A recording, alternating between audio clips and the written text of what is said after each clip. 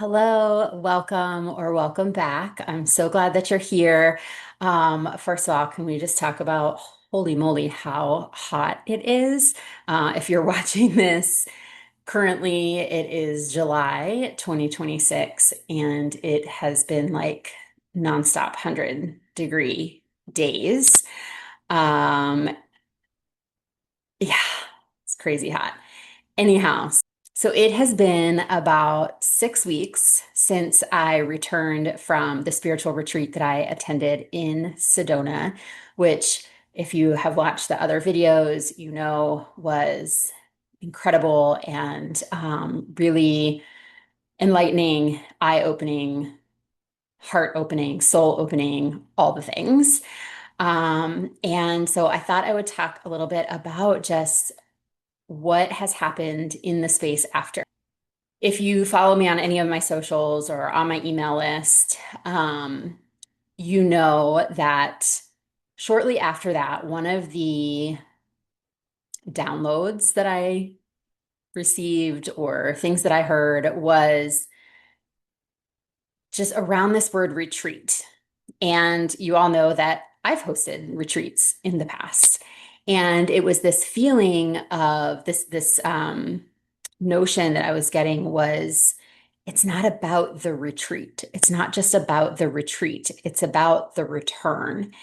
And in sitting with that, what came up for me was that it's not just about, like, yes, women's retreats and getting away, like there is magic to that. And that's why I host these types of experiences, because we as women don't take that time a lot for ourselves to turn everything off and only have to think about ourselves, and sometimes like literally have to think about nothing when you are at one of my experiences. And what that does is I find that it opens your mind and your heart and your soul to such a deeper level, which is amazing.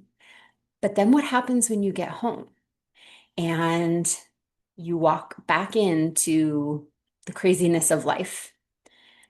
How do we, and so what kept coming to me was like, there has to be a bridge or a way in the retreat space that is teaching the how we integrate that after. Because it's one thing to have a great experience and have all of these, awakenings and epiphanies and such, but then to come home and just like put them on the back burner, which is essentially what I would do a lot of times, just because it felt like, oh, it felt like once I got back to real life after a retreat, the retreat experience felt like, oh, that was something I experienced there.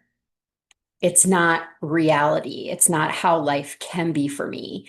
And so what came to me was this feeling in my body of it's not just the going, it's the coming home, literally, which interestingly enough is what I talk about my retreat experiences are, is they are a coming home to yourself.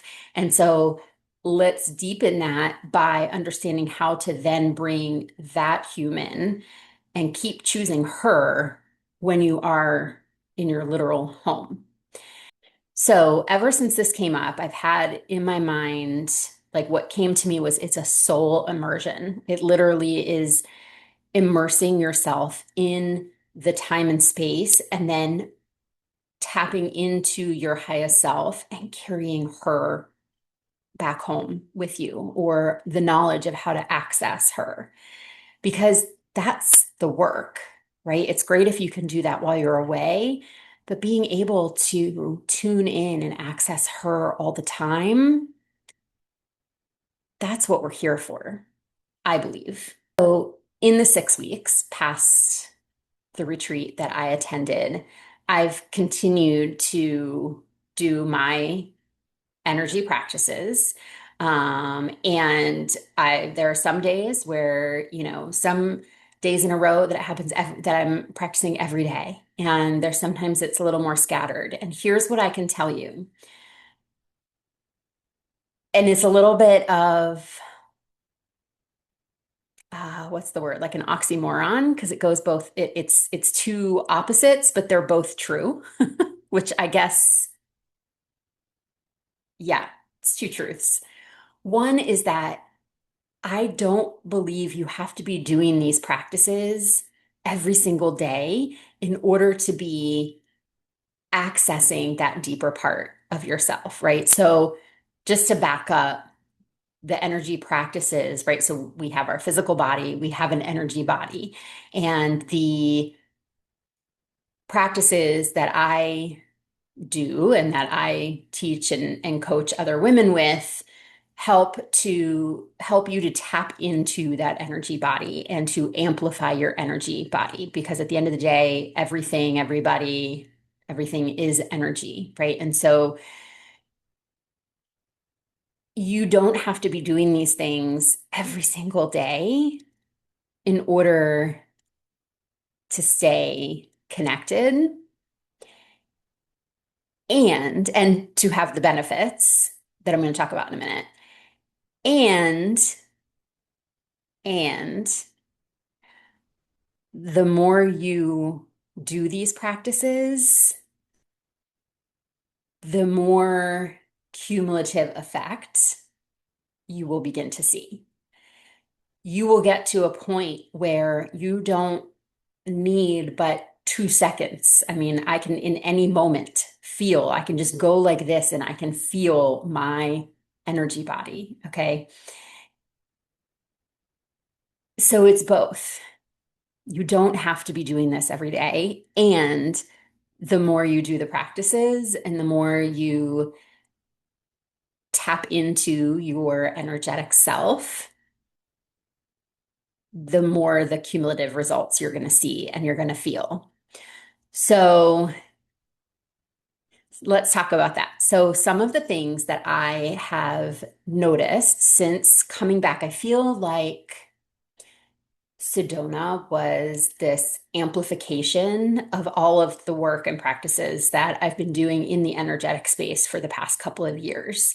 Just being in Sedona with the people I was with my teacher, practicing hours on end, it was like high level activation. And so I brought that home with me, right? And then I've continued to practice. So I feel like I kind of like moved up a notch.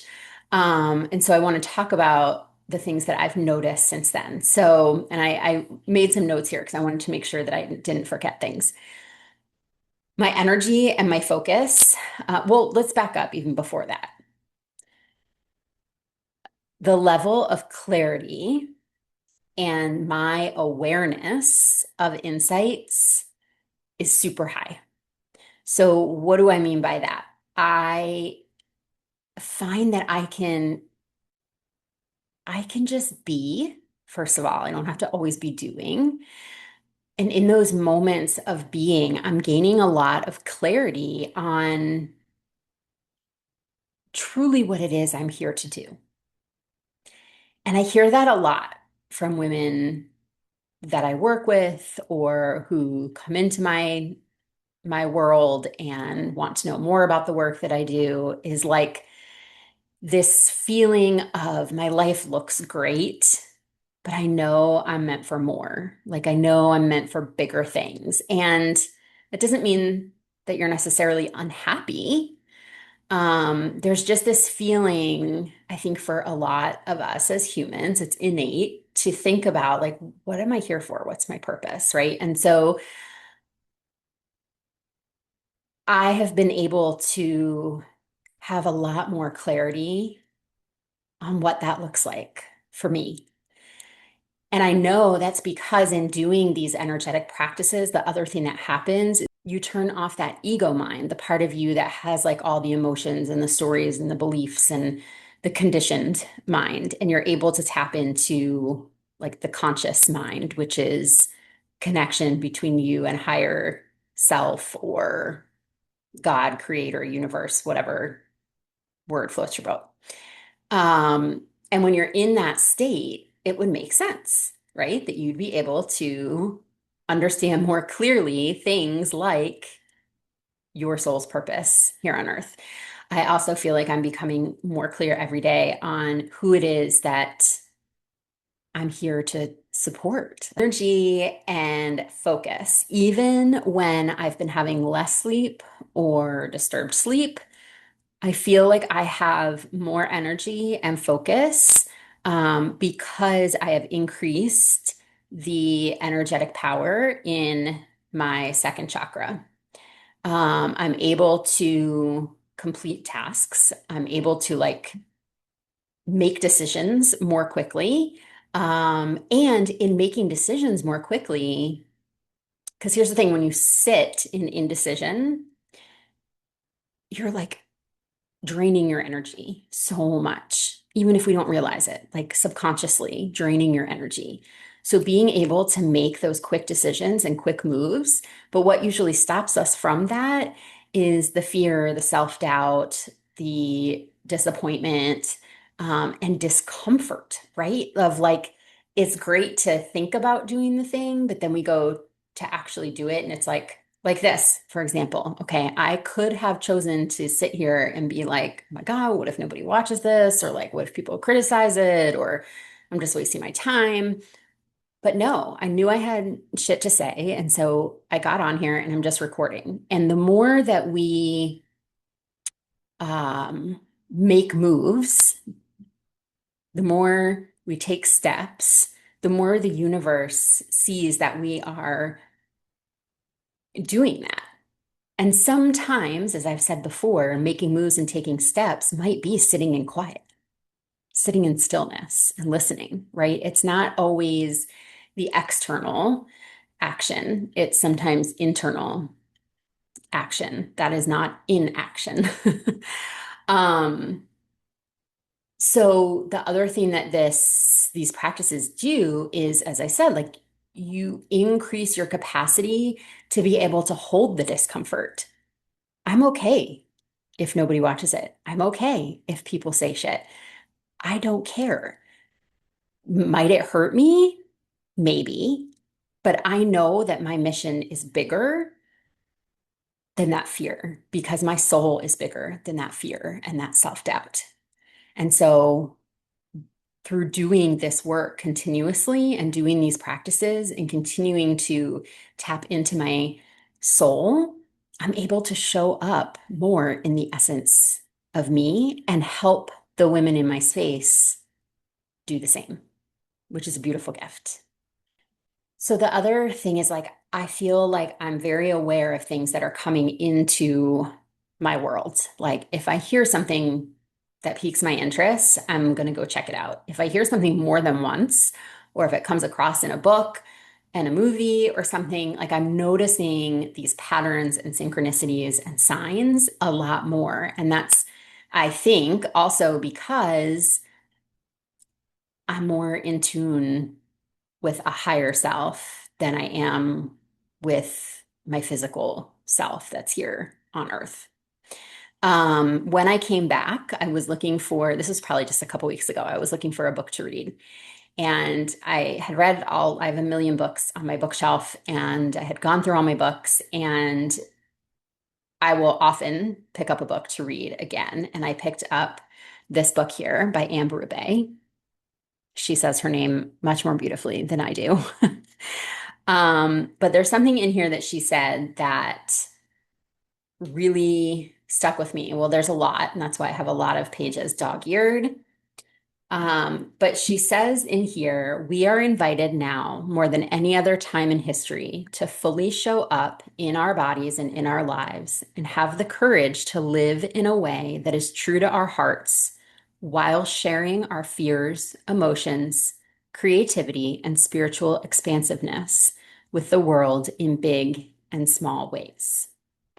And I thought that was so beautiful because one of the things that I feel is like the more I learn and explore and experience, the more I am convinced like there is so much that we just don't know, or and that we can't see, and that just because we can't see it or we don't know it doesn't mean that it doesn't exist and doesn't mean that it isn't truth. I feel that the word that comes to me is that my work is expanding, but I think it's actually um, narrowing, if that's a word. It feels like it's expanding to me because I feel this shift of, my work most recently has really been focused on working with women who have had some sort of soul-shaking experience. I myself, as a breast cancer survivor, coming out of that, was asking myself a lot of questions about this next phase of life and really came out of it finding that I wanted to live this big, bold, beautiful life. And yet I was stuck until I learned about these energetic practices. And so my work has really been focused on women who have had similar, soul shaking, life crushing, bring you to your knees experiences. And through energetic practices, guiding them into what their next chapter looks like of feeling wildly alive. And I'm feeling this shift that is still a space for me, but I'm feeling this shift into really just being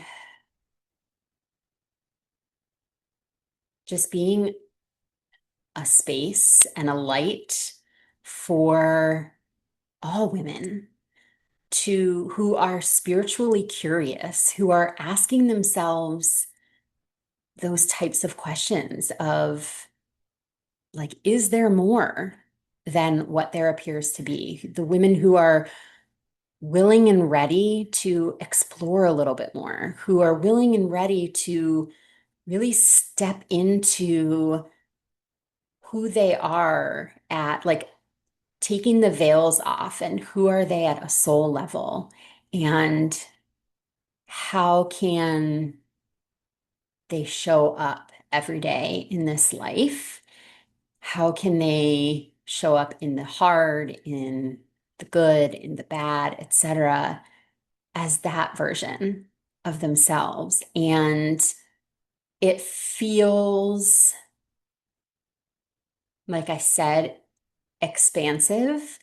I'm very much looking forward to bringing these women, maybe it's you, maybe it's someone you know, into spaces like soul immersion where we come together and we bring our full selves. We bring the tough moments. We bring the tough conversations. We bring the happiness and the joy and also the grief and the sadness. And together through different types of practices, we begin to pull back layers of ourselves um, to really continue to connect with our soul, to grow our soul, and to expand our levels of consciousness while we're here. Because to me, that is feeling wildly alive. Because showing up just happy and joyful, even if you're feeling all the feels, if you're not doing it authentically as yourself, as your soul self, you're doing it as your conditioned self, I question like how alive that really makes a woman feel. So again, it's been 6 weeks-ish since I've been back from Sedona. I am planning a wildly alive soul immersion for this November 2026. And I cannot wait for the 15 amazing souls, amazing women who are going to join me in that space for exploration and growth, community, connection, and to experience all of that together and witness one another on this journey. If that sounds like something that fits for you in the space that you're in right now, send me a message, send me an email, comment here, whatever, and let me know. And I'll share all of the details with you. And no pressure. We can just see if it's aligned. And if you're not quite sure about that, but other things that I've talked about interest you, again, just shoot me a message. I'd love to have a conversation with you. Meeting other amazing humans and having conversations is one of my favorite parts of this work. Whether it leads to us working together or not, I do not believe there is any coincidence in the people that come into our lives. So if you are feeling that synchronicity here with me today, I invite you to reach out and let's just chat. All right. Have a good one.